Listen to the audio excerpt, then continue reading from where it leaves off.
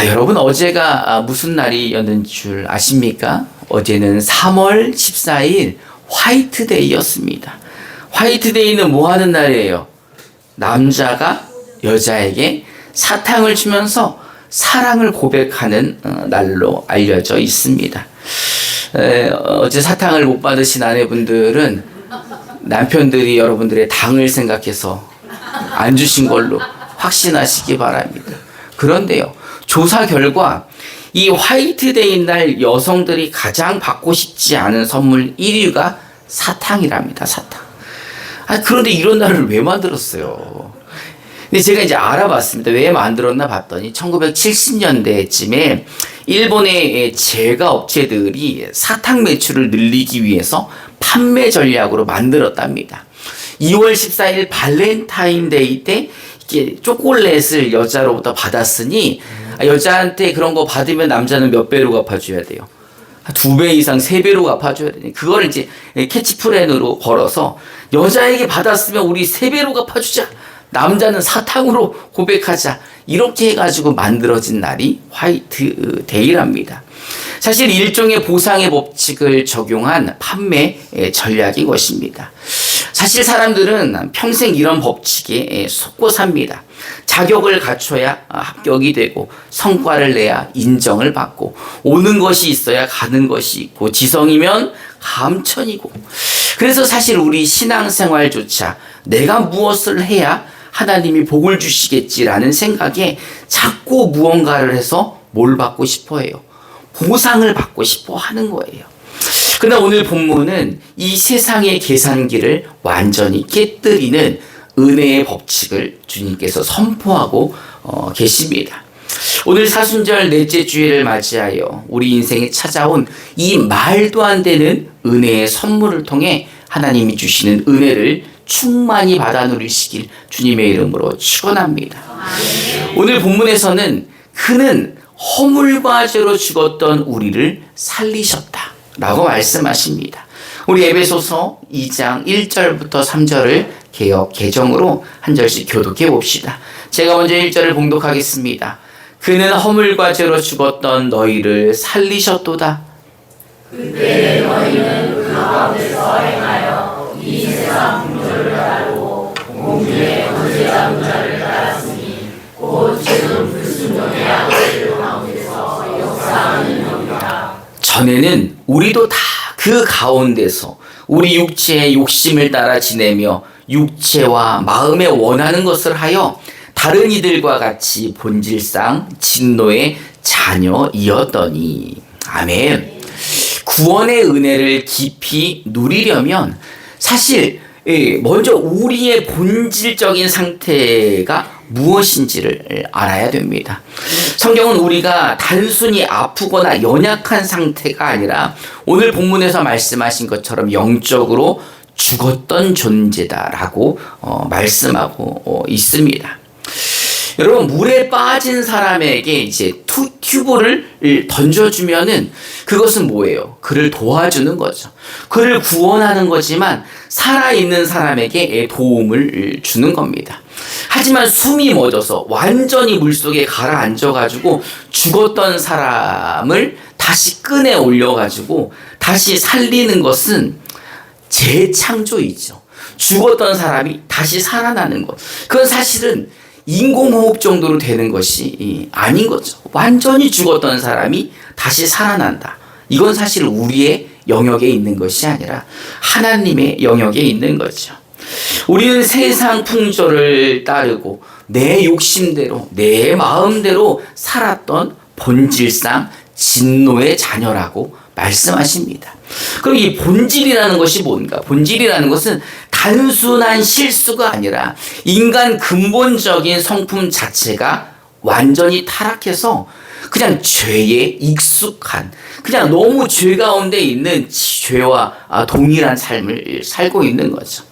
그러니 근본 자체가, 성품 자체가 완전히 타락하여 죄로 익숙하니 하나님과의 관계는 어떻게 되겠습니까? 원수 관계가 되는 거죠.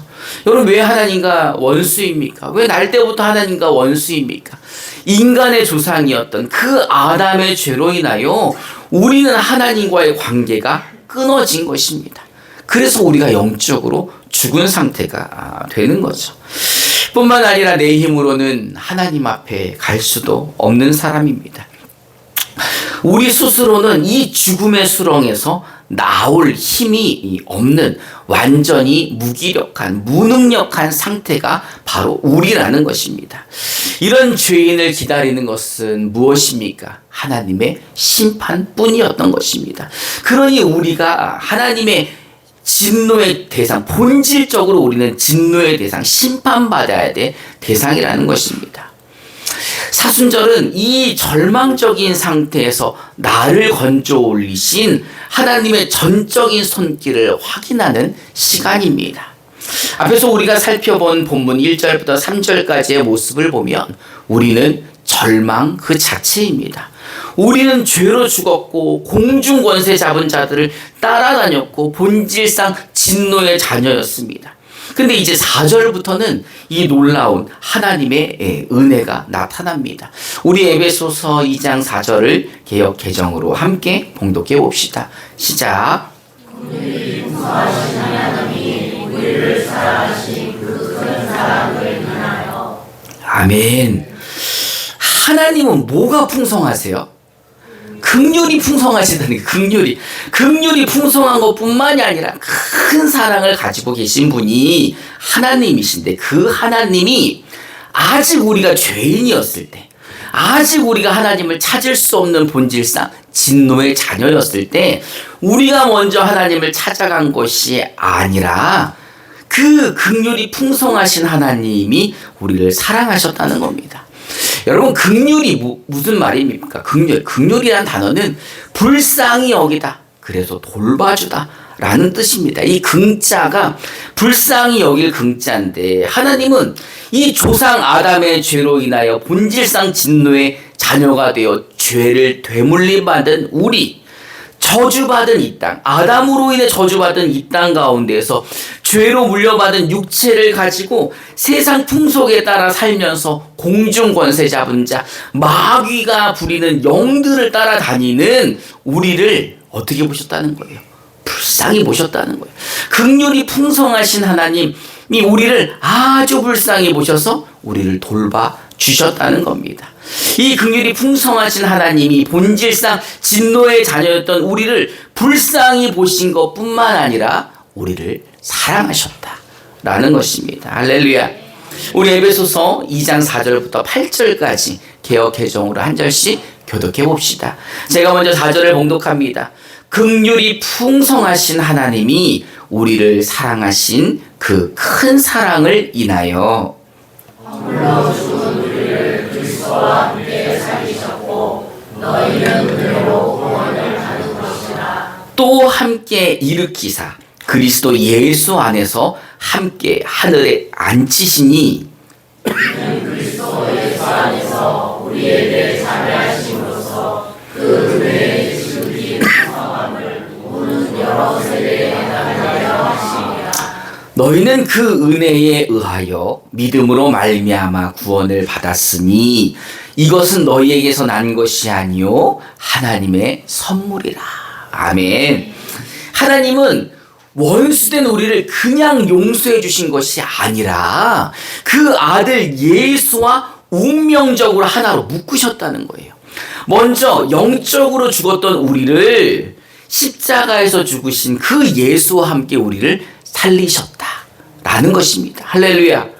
그냥 살리신 것뿐만이 아니라 그 절망에 빠진 우리를 예수와 함께 다시 일으키시어 그 예수 안에서 하나님 앞에 그 하늘에 앉혀주셨다라는 것입니다. 할렐루야.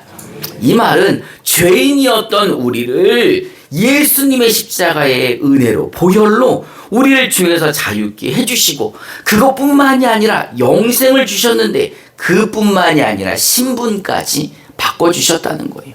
아담의 후손으로서 본질상 진노의 자녀였는데 이제는 예수님으로 말미암아 하나님의 자녀로 그 신분을 바꿔주시어 우리가 하나님을 누구라 부르게 된 거예요. 원래는 뭐였는데? 하나님과 원수였는데, 하나님과 본질상 진노의 자녀여서 원수였는데 그 원수를 용서해 주시고 하나님이 자녀 삼아 주셨다는 겁니다. 할렐루야. 이제 하나님의 자녀니까 천국 갈 수 있는 자격도 주시고 이제 천국을 간다는 것은 우리에게 영생을 허락해 주셨다는 겁니다. 이 모든 것을 이 땅 가운데 살면서도 하나님의 아버지이시고 그 아버지 계신 천국을 소망할 수 있도록 이 안에 믿음을 뭘로 주셨다는 거예요? 선물로 우리에게 주셨다는 거예요. 여러분, 하나님을 아버지라 부르십니까? 우리 육신의 생명이 닿으면 우리는 천국 갈 줄 믿으십니까? 그 믿음이 어디서 나온 거예요? 하나님이 선물로 우리에게 주셨다는 거예요. 언제 주셨다는 거예요? 아직 죄인이었을 때, 아직 본질상 진노의 자녀였을 때, 아직 마귀를 따라다녔을 때, 아직 지 마음대로 살 때 하나님이 그 선물로 주셨다는 거예요. 이 말은 우리가 뭘 잘해서 선물을 주신 것도 아니고 우리가 잘나서 주신 것도 아니고 우리가 뭔가를 해서 주신 게 아니라, 여러분, 선물은 왜 주는 거예요? 선물은 왜 줘요? 그냥 주는 거예요. 그냥. 근데 하나님이 긍휼이 풍성하시고 사랑이 많으신 하나님이 우리를 사랑하셔서 우리에게 선물을 주면서 이거 얼마 안 돼. 8만 원만 내. 이 선물이 아니야. 이게 사기잖아요. 그죠? 그냥 값없이 주신 거, 공짜로 주시는 거예요. 그 왜 공짜로 주셨는가? 우리 에베소서 2장 9절을 개역 개정으로 함께 봉독해 봅시다. 시작. 행위에서 난 것이 아니니 이는 누구든지 자랑하지 못하게 합니다. 아멘. 여러분, 우리 임마누엘 교회 등록할 때 29,800원씩 매달 내시죠? 아닙니까? 우리 장로될 때 1억씩 빡빡 내야지 장로되고 그러는 겁니까? 아니라는 거야. 아니라는 거. 행위에서 난 것이 아니니 자랑하지 마라. 너 예수 믿는 거 너가 잘나서 그런 거 아니니 자랑하지 마라. 온전히 무엇이다? 하나님의 은혜. 은혜, 그 은혜의 선물이다라는 거예요. 내가 잘나서 구원받았는 줄 알고 잘난 척하고 내가 뭔가를 많이 해서 하나님이 구원 주셨다고 착각하지 말고, 이것은 오직 하나님의 은혜다. 너는 아무런 공로 없이 온전한 누구의 공로? 하나님의 공로로, 예수의 공로로 본질상 진노의 자녀였을 때, 아직 죄인이었을 때, 아직 마귀를 따라다니는 그 아무것도 모르는 멍충이었을 때 하나님이 우리에게 선물을 주셨다는 겁니다. 할렐루야. 그러니 내가 믿음 좋아서 구원받았습니까? 아닌 거죠. 내가 특별해서 구원받았습니까? 아닌 거죠. 우리가 진노의 자녀였을 때, 아무것도 아닐 때 하나님이 주셨다는 겁니다. 할렐루야. 그러니 얼마나 감사합니까? 우리 에베소서 2장 10절을 개역 개정으로 함께 봉독해 봅시다. 시작. 우리는 그가 만드신 나라 그리스도 예수 안에서 선한 일을 위하여 지으신 하나님, 이 일은 하나님이 저에게 하사 우리로 그 가운데서 행하게 하려 하신 줄. 아멘. 우리는 그가 만드신 바라. 원래도 하나님이 만드셨지만 죄로 인해 그들이 완전히 타락하여 본질상 진노의 자녀가 되었지만, 하나님이 그 죄와 허물로 죽었던 우리를 하나님이 그 은혜로 말미암아 살려주셨다는 겁니다. 근데 살려주신 것뿐만 아니라 우리를 만드신 바라. 이 만드신 바라는 이 원어를 보면은 헬라어로 포이에마라는 단어입니다. 이 단어는 만들다, 행하다라는 동사인데, 이게 또 명사로 사용하면 걸작품, 최고의 명품, 이런 뜻입니다.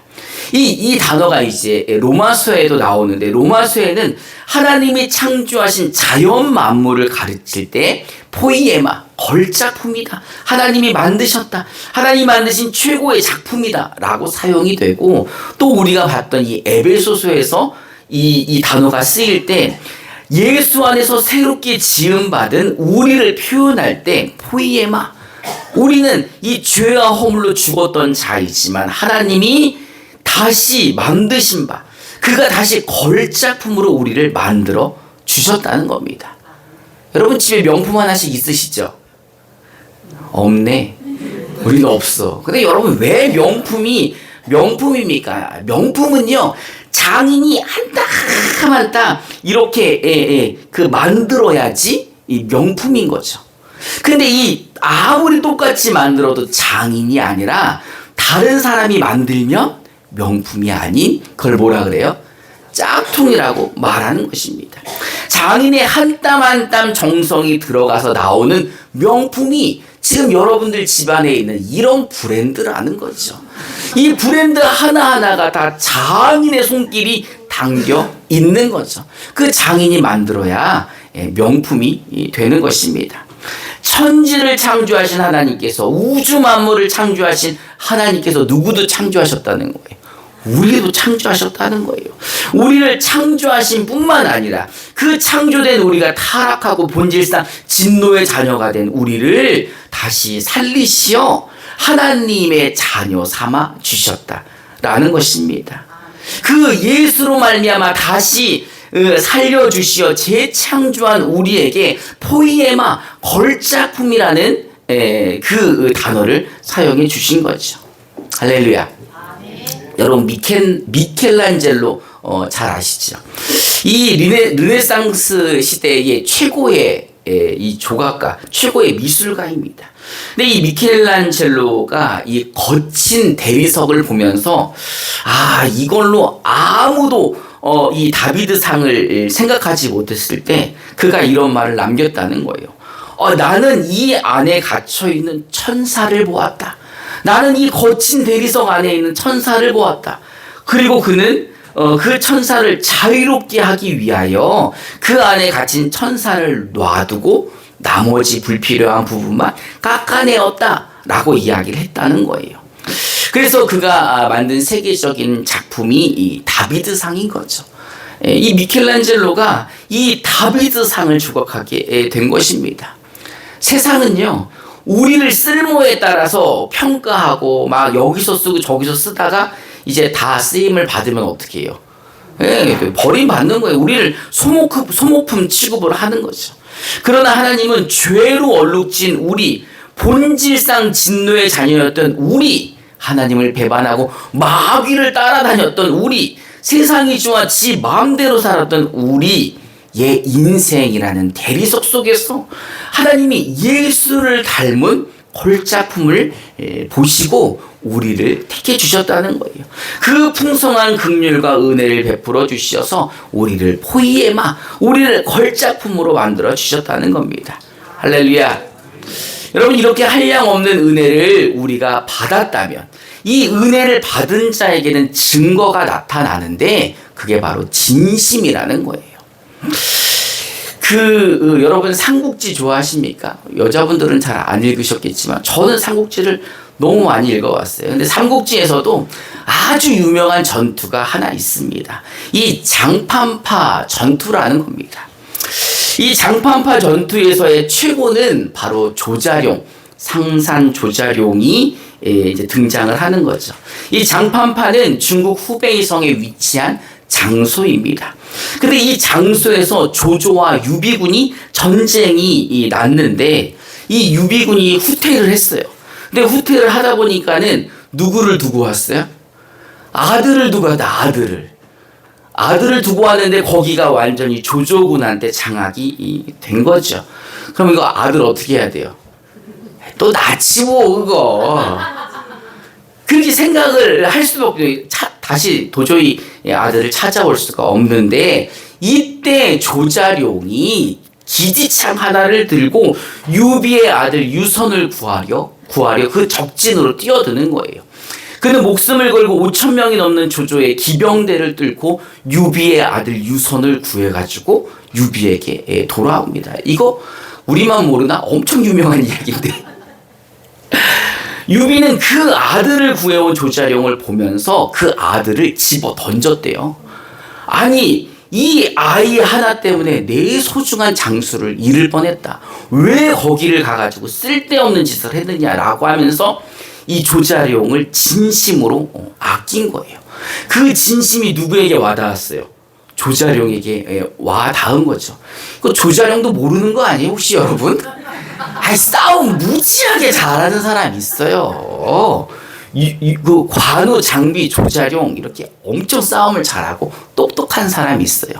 나중에 유비가 자신의 아들 유선이 조금 모자란 사람이었습니다. 그래서 내가 죽을 때 조자룡 네가 왕이 되라 라고 말했지만 조자룡은 극구 부인을 합니다. 그래서 유비가 죽을 때 그 아들 유선을 조자룡에게 부탁을 합니다.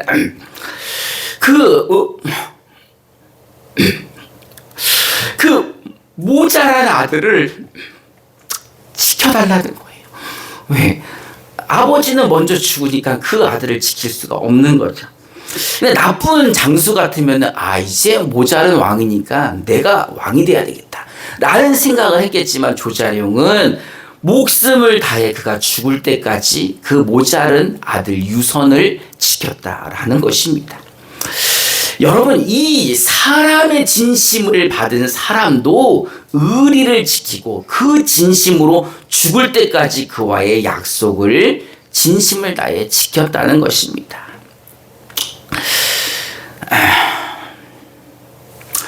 여러분은 예수님께 진심이십니까?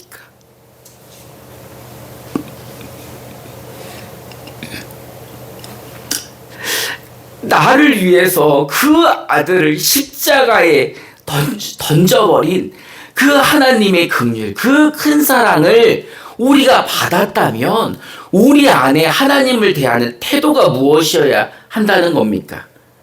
진심이어야 한다는 겁니다. 여러분, 교회 진심으로 나오십니까? 주일날 교회 나오는 것 진심으로 기쁘십니까? 진심으로 하나님을 만날 그 마음에 설레이고 그 진심 때문에 죽는 날까지 목숨 걸고 이 자리를 지키시는 겁니까? 한낱 인간도 유비의 진심을 알게 된 조자룡이 자기 능력이 출중하지만 그래도 그 약속을 지키기 위해 그 모자란 왕을 끝까지 섬겨 받들었습니다.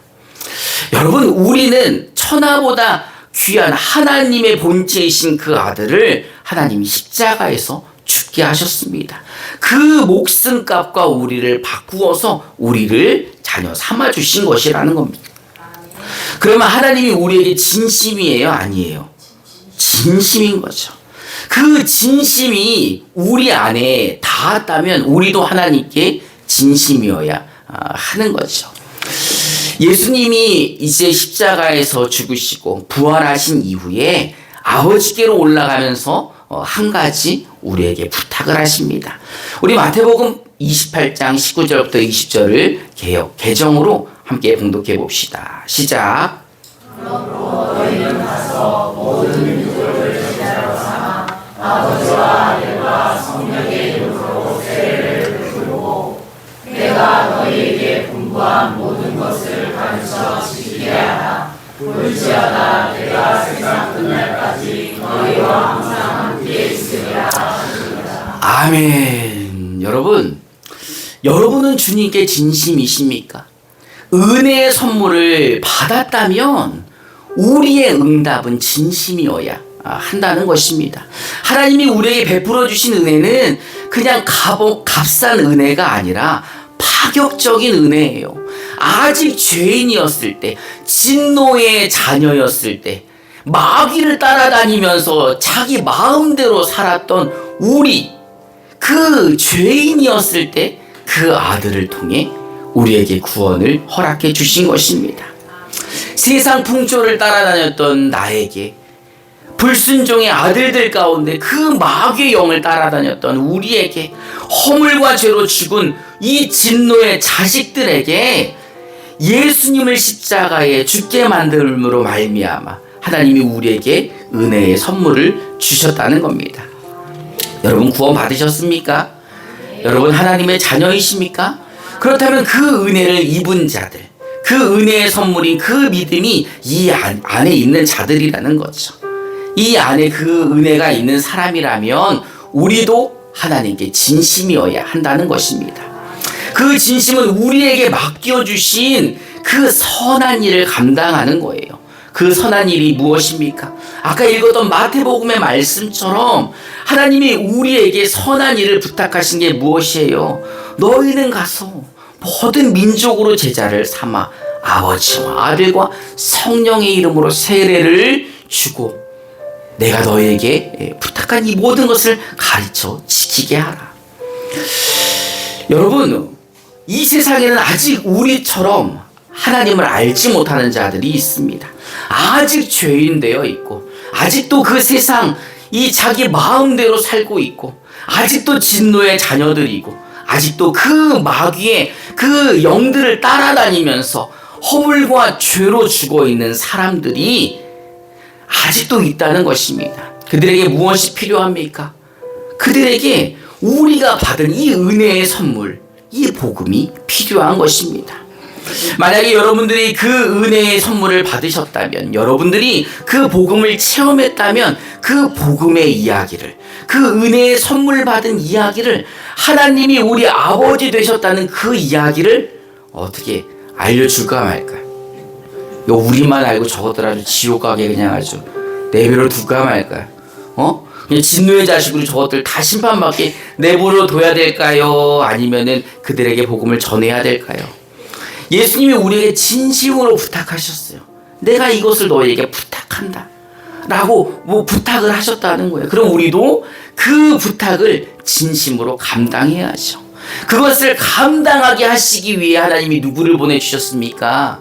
성령을 보내주셨어요. 우리에게 그 임마누엘의 하나님이 우리와 함께 계시면서 우리가 그것을 감당할 수 있도록, 그 약속을 지킬 수 있도록 우리를 도와주신다는 겁니다. 할렐루야.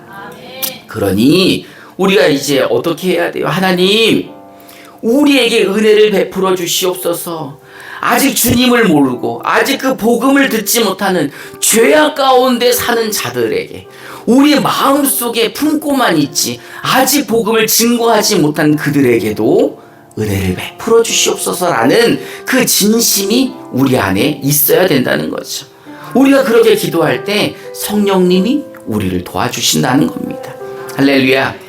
이제 이 사순절 기간 동안, 그리고 이제 고난 주간도 이제 남아 있는데, 우리의 이런 진심, 우리의 이런 진심이 진심으로 주께서 우리에게 부탁하신 그 선한 일을 감당하기를 소망합니다. 여러분과 함께 계신 그 성령님의 도움을 받아 이 주님께서 우리에게 부탁하신 이 선한 일을 여러분들 삶 가운데 그 행하시기를 주님의 이름으로 축원합니다.